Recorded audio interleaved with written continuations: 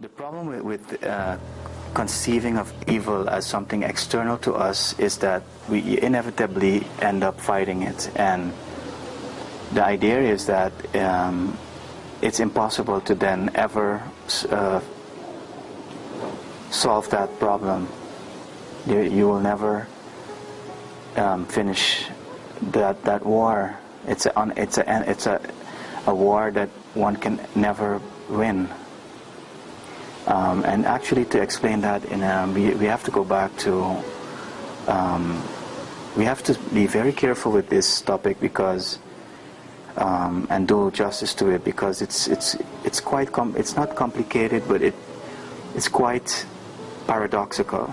And so, to explain this in a bigger context, first we have to realize that in the beginning we had to take them apart. Good and evil. And good, when you take away one letter, you get God. And evil, when you put the D in front of it, you get the devil. Originally, these opposites had to come apart in order to become conscious. So it was an important thing, and in that sense we have to say that the church performed an important role in helping us to take them apart.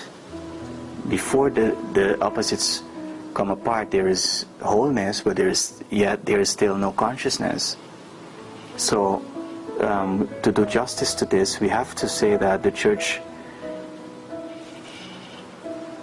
played a very important role. But a point would come where we had to go beyond that original division. Meaning that we would have to grow out of that concept of God in terms of good and evil as being separate, and evil as being something external to God, towards a more encompassing or inclusive concept, which would be like the next step. Let's say, not recognizing the importance of the separation. But once we've done that, then we have to realize that now we need to take another step. And to a certain extent, Carl Gustav Jung, played a very important role in understanding that inevitably God had a shadow, the Old Testament God. And in a book he published called Answer to Job, he basically advanced these ideas, which would be, one could say, the first steps towards the next step, which would be a more inclusive concept of the sacred or the wholeness. And to a certain degree, Jung almost achieved a kind of an integration with the church in a very extensive collaboration or exchange of ideas with a priest called Victor White, whom himself published a book called God and the Unconscious. We could say that there was almost a kind of a connection found between Jungian psychology and the church, but that never crystallized because the church could not accept the idea that evil would originally be also part of God, or that good and evil would be somehow connected. And that's where Jung and White separated, they parted ways. Okay, why is this difference so important? The difference between God being evil or God being separate from evil. Right. This is very, very important because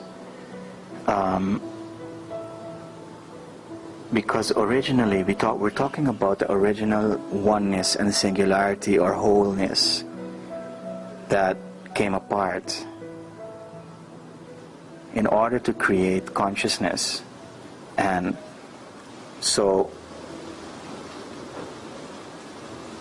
originally ultimately we have to return to a conception where everything is one,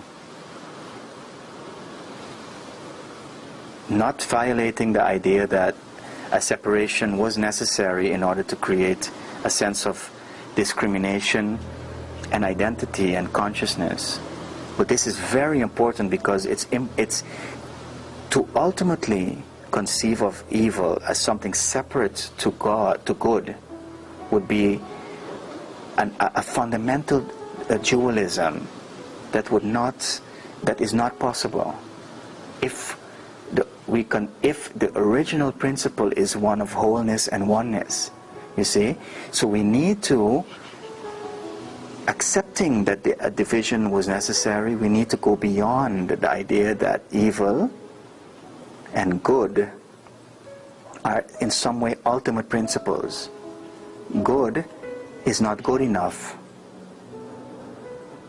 Just like evil is not evil enough in terms of opposites, and that at some level, when these two connect, we get a kind of a synthesis and we go beyond good and evil, or good or evil.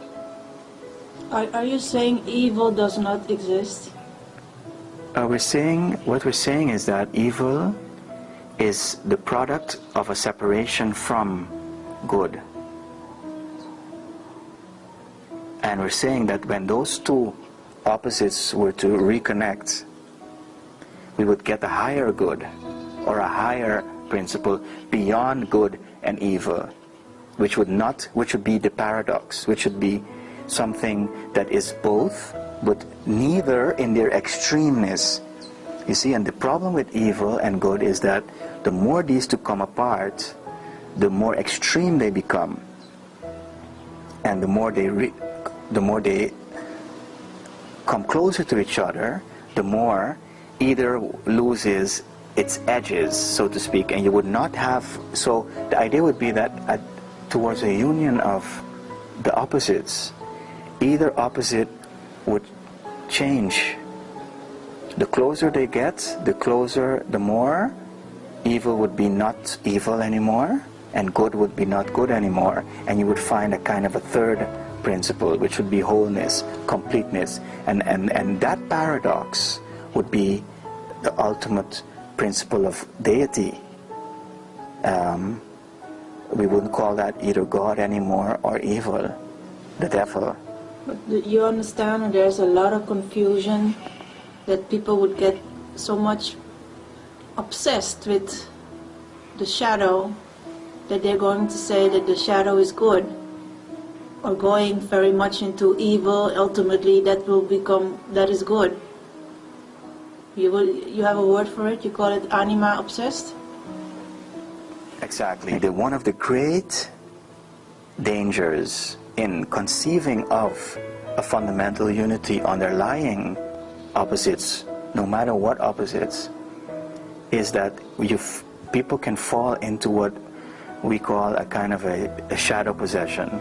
So you can start to, if you say, yeah, the evil is part of good, ultimately, then you can fall into a kind of a worshipping of evil, because you would start to realize that evil is also contains, towards its less extreme forms, elements that are important to the whole. So yes, you would get that people would not understand that the idea of a union of opposites would be that we would go beyond either evil and good.